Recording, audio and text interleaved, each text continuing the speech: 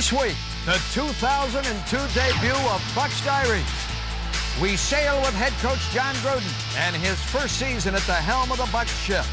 You'll hear what the players have to say about the upcoming year and playing for a new head coach. And with all the changes in the offseason, one constant remains. We'll sit down with number 47, John Lynch.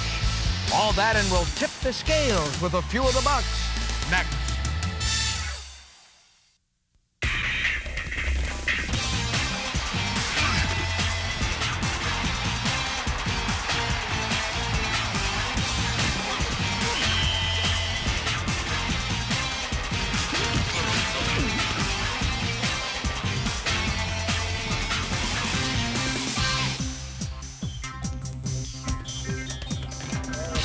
We sail into our fourth season on the Buccaneer ship here on Sunshine Network.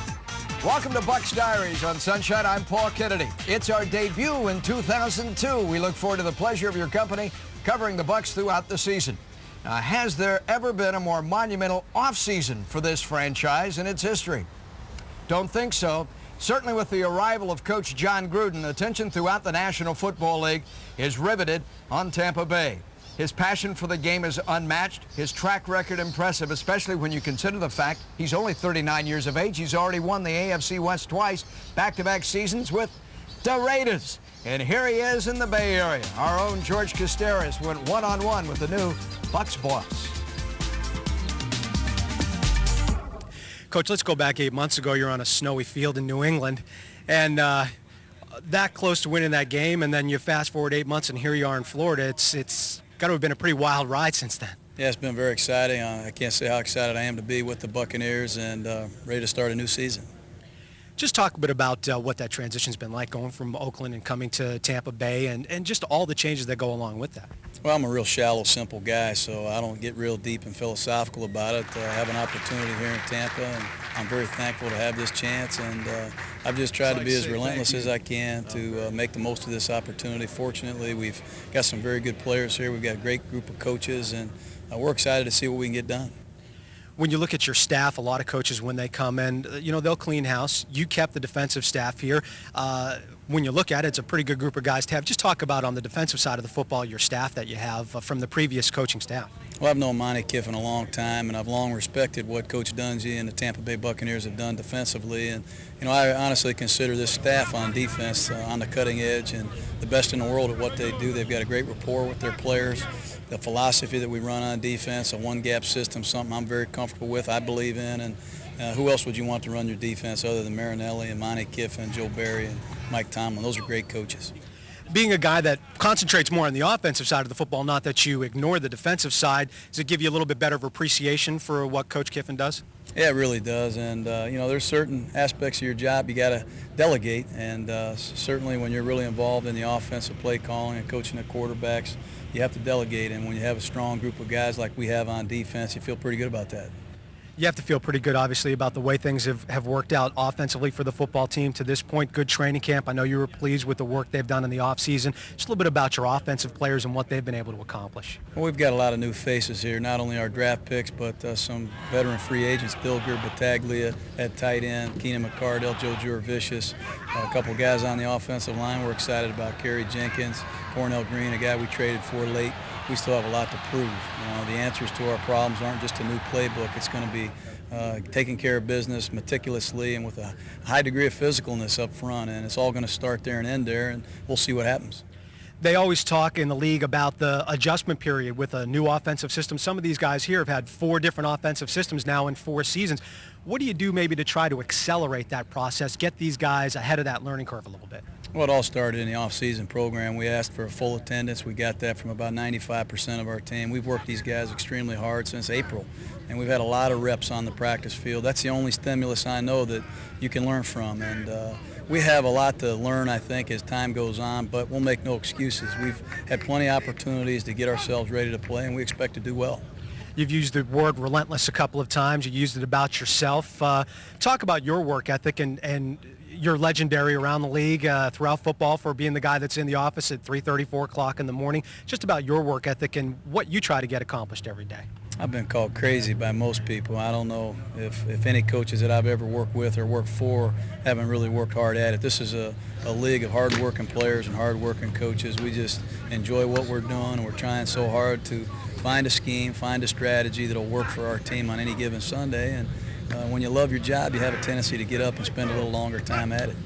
Best case scenario, if a game's going really well in John Gruden's offensive system, what are you doing on the football field? What kind of a mix, run and pass and those kind of things? Well, if we could run it every play, we'd run it every play. We want to be a physical football team that can run the ball on first and second down and convert our short yardage situations. And it really sets up the play action pass and allows us to do some things to keep the defense off balance. We feel strong about our skilled people here. Our quarterbacks have had solid camps. We feel like we can throw the ball. But again, it's all going to go right back to how we perform up front. Can we knock people off the ball and create holes in the running game? Can we allow our quarterbacks time to set up and look for second and third receivers? And can we allow them time to see some of these deeper patterns develop? So we want to do a little bit of everything to be balanced, to be diverse, and to get a lot of guys involved. Coach, really appreciate your time and best of luck this season. Thank you. How could you not get fired up playing for that guy?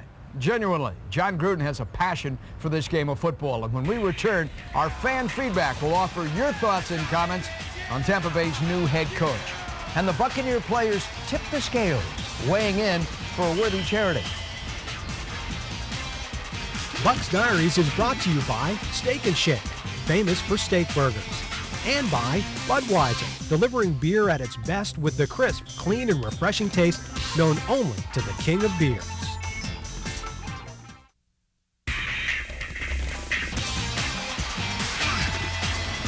Bucs Diaries on Sunshine Network. Welcome back to the show. I'm Paul Kennedy. I can never get enough of this Buccaneers ship.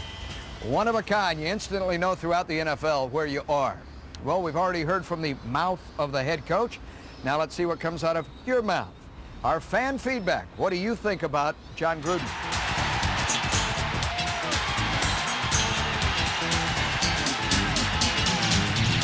He brings a lot of power to an NFL football team. He's an excellent coach. He's coached a lot of great players, and I think he brings a lot of assets to Tampa Bay for sure. I think he's going to bring some offense to the team, which is what we really need. I mean, I love Coach Dungy. He's been really good for the team, but just no offense, and we really need the offense. And I think Gruden's going to do it for us. I think he's great. I think he's going to bring discipline to the team, a different kind of discipline than Tony had. He's going to be in-your-face kind of coach, and I think that's what we need. John Gruden's the best thing that ever came to Tampa. I love him. I love his intensity. It's great. I think he's wonderful. I think it's the best thing to happen to this area in quite a while, and Buccaneer football is in terrific hands. I think he's going to do a wonderful job. I think we're ready for a change. Although I love Tony Dungy, I think he's a good man, but I think John Gruden has a little more offense behind him, and we'll see how he plays out. Here's my cannon shot, my take on John. What I most admire about him is his belief that you get what you deserve in the National Football League. And that's why he hits the front door by 5 a.m. each and every day. Try being to work before the sun comes up every day of the week. It's a lot harder than it seems. Well, we cover the Buccaneers on and off the field, and recently Tampa-based players added their considerable bulk to helping out a local area food bank.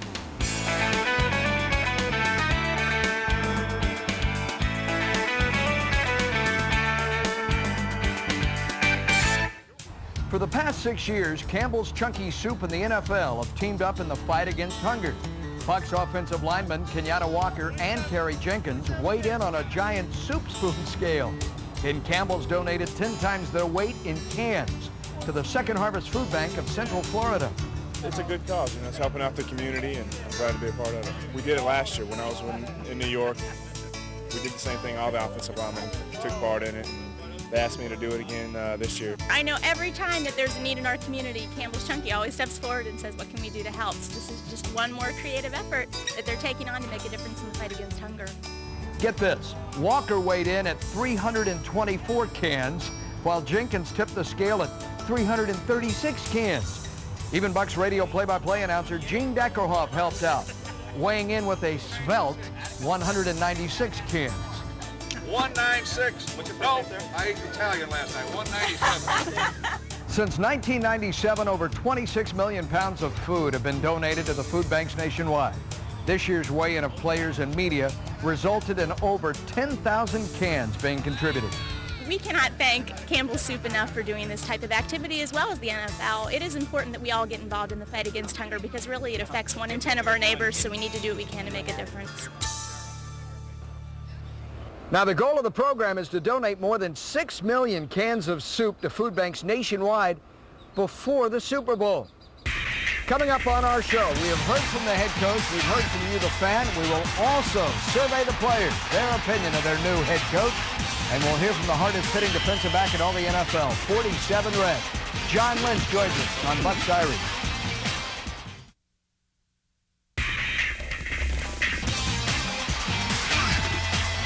Bucs Diaries from Raymond James Stadium. Welcome back. I'm Paul Kennedy. We've addressed all the changes this season with the Buccaneer franchise, an entirely new offensive staff, 10 new faces on the offensive side of the football alone, the team holding training camp in Disney World of all places, and a new head coach. That's the subject we put to the players. What's their opinion of new head coach John Gruden? It's this week's installment of Locker Talk.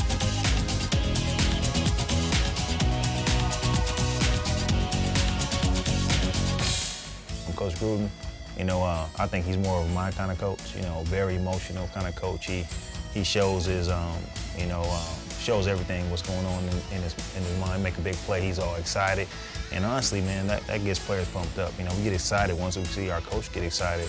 And, and like me, I'm a very emotional player. When I do something good, I'm throwing my arms up in the air, I'm just jumping around, having a lot of fun, getting excited. And, it's like contagious, really.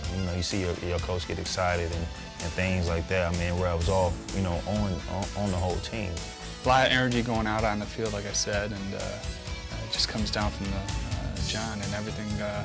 Guys are flying around, and like I said, I think everyone out there is working hard because they know we have a shot at the real deal here. Coach Gruden brings I think the one thing that's clear to everyone, he brings a passion to this team, a passion for the game of football. It's clear out there that this is a man who loves football, and that's contagious on a football team. And his attitude that he brings to the game is one that's rubbing off on the team, and that's good. He's full speed, a lot of energy. He says a lot. He wears his heart on his shoulder. Whatever he needs to say, he says it right then. He doesn't hold his tongue. And that's something that we're not used to hearing. He gets excited about things. He tells us how good we are, how good we can be, and I just want to live up to that. I met him at the Senior Bowl coming out of college, so I got to play for him for a week. So I was really excited. I mean, I liked that week. Was great. And when I heard he was coming, I was excited to see that because I knew, the kind of coach he is, and I just couldn't wait to get started. And I'm glad, everything looks like it's working our way.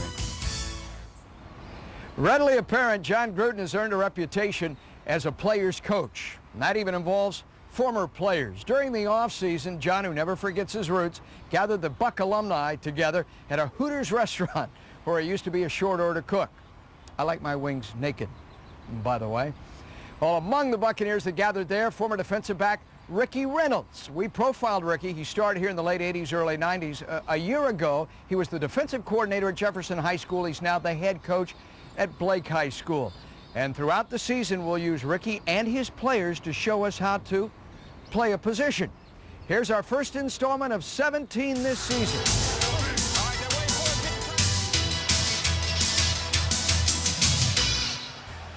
Hello, I'm Ricky Reynolds, the head football coach at Blake High School. During the course of this season, we'll be having tips and techniques and fundamentals that we will be working with you on how to teach your kids. Today, we'll be having the onside kick, and we'll be working here with my kicker, Carl Stevens. During this time, some of the techniques that you have for the onside kick is, one, you want to point the tee in the direction that you're going to be kicking the ball in. And at this time, Carl has pointed the tee over to the direction that he's going to be kicking the ball. Now we're going to place the ball down. And when you place the ball, you want to make sure that it's upright so that you can get the best roll that you can possibly get out of him.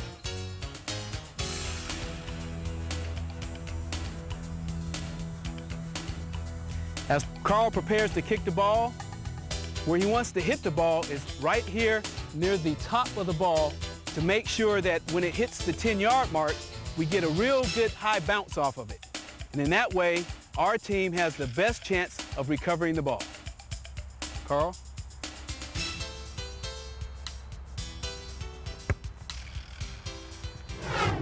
So again, let me show you the proper technique in kicking the ball. We want to have the tee placed here in the direction that the ball is heading into. And here, Carl has placed the ball, the tee in the direction that we're going to hit the ball in. Carl, please place the ball down. You want to place the ball upright so that you can put it in the best possible position to make sure it has the right rotation to flip up. You also want to hit the ball on the top portion of the ball so that when it hits the 10-yard mark, it'll pop up and it gives our team the best opportunity to cover it. Carl, whenever you're ready.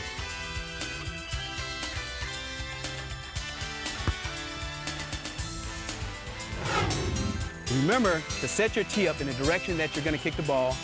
Put your ball up tall and upright and hit the top of the ball so that it bounces and hits the 10-yard mark.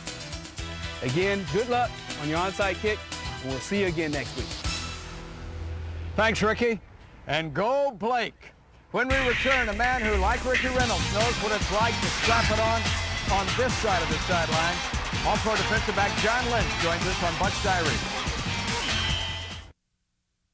Bucs Diaries has been brought to you by Steak and Shake, famous for steak burgers, and by Budweiser, delivering beer at its best with the crisp, clean, and refreshing taste known only to the king of beers. Hoist the sails. We got a good wind blowing toward this season on Bucs Diaries. You know, the cast, the crew on that Buccaneers ship has changed through the years. Coaching staff, assistants, players. But in the past decade, there's been one constant. A hard-hitting, strong safety, number 47, a 4-time Pro Bowler, and a 10-year veteran of the National Football League. We go one-on-one with John Lynch.